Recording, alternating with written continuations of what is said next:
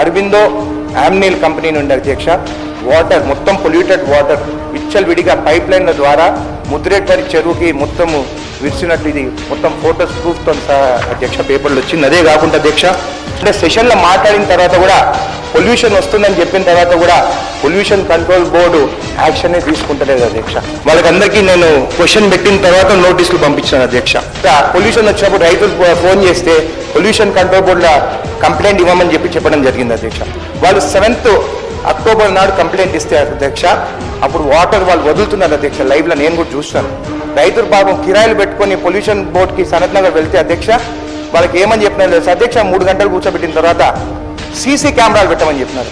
red category zone ఉన్న industries 1 kilometre లోపల ఉంటే షిఫ్ట్ చేయాలంటే పోయిన చీఫ్ సెక్రటరీ సోమేష్ కుమార్ గారు 2 ఏళ్లలో షిఫ్ట్ చేస్తామని ఎన్జీటీకి అప్పుడు పెట్టినా కానీ ఇన్ఫర్మేషన్ ఇచ్చినా కానీ సబ్మిషన్ చేసినా కానీ కూడా అధ్యక్ష ఈ రోజుకి అలాంటి ఫ్యాక్టరీ షిఫ్ట్